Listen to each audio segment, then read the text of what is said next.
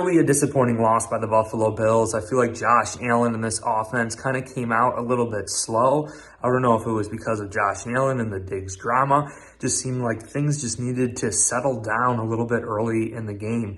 An unfortunate loss going at the very end of the game, not running the ball, not keeping the clock moving is definitely a debatable subject there. You can actually go back to the Ravens and Cincinnati game yesterday with the Ravens backed up at their own goal line, and they end up getting a safety after running the football. So, there's really two stories to every situation here. You stay aggressive, you pass it 3 times, you try to pick up the first down, you try to keep the clock moving, or you risk running it, keeping the clock moving, but also getting a safety and putting your team in a further home where there's no way to come back.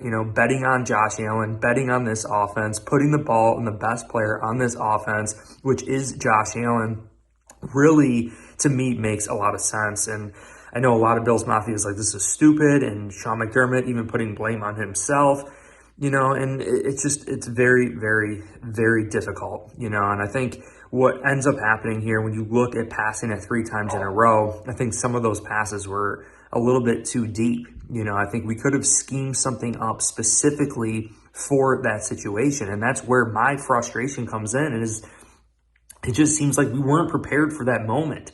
You could say, hey, look, Sean McDermott, he's not calling defense anymore.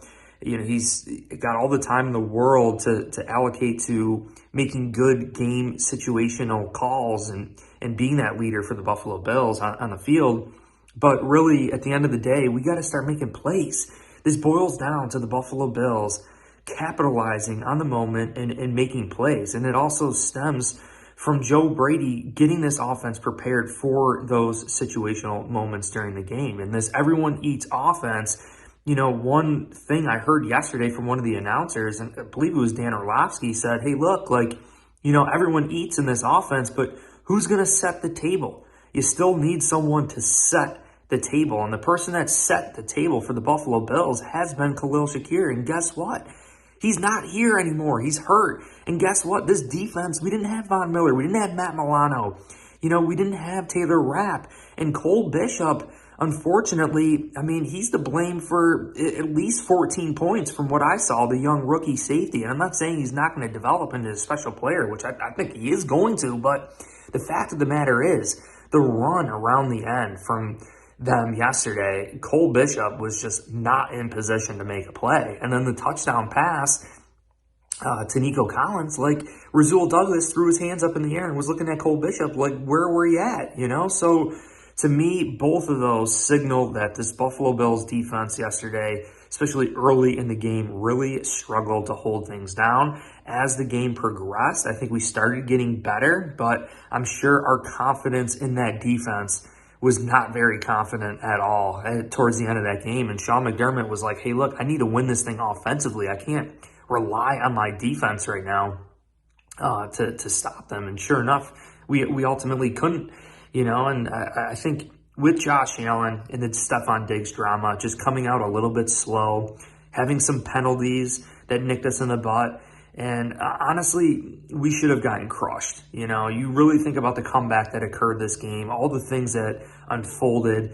End of the day, we had a horseshoe up our butt for the majority of that game. There is literally no reason why the Buffalo Bills shouldn't have gotten crushed in this game. So really, I like being a positive person. I don't like diving into the negatives and marinating in all the negatives, because there were a lot of positives that came out of this game.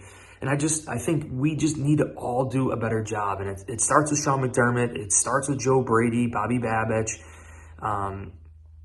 It's just absolutely mind-boggling to me. So, I really think what we need to do is just focus on ourselves, understand that everyone is going to eat in this offense, but, who is going to set the platter? And if Khalil Shakir is not going to be there for a game because he's injured, who's going to be that player that sets the platter?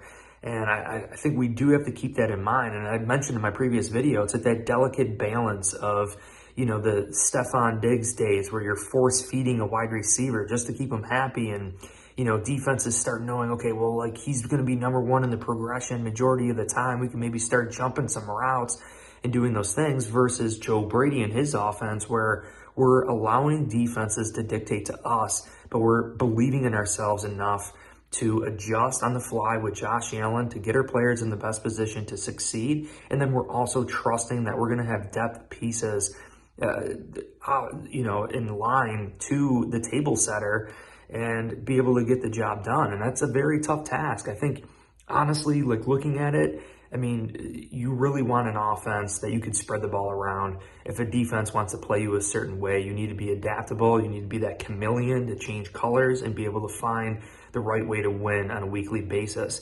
My philosophy on offense, at least, is always trying to dictate to the defense, trying to make sure that the defense gets out of the situations that they want to be in. And I think we could still do that with everybody eating, but you still need to be able to feed someone the ball and find those answers for the Buffalo Bills to be successful and have long, sustained drives. And unfortunately, I think none of us had a great game. Coaches, players, no one came out and played their best football game. And I know we're so far from what we're going to be towards the end of the year. And it's scary right now. I mean, we're 2-2. We lost to the Houston Texans.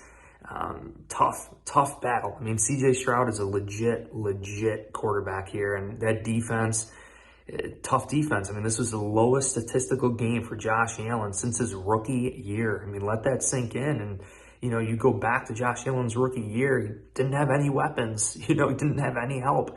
And you're kind of seeing that this year with not a lot of continuity and not a lot of help.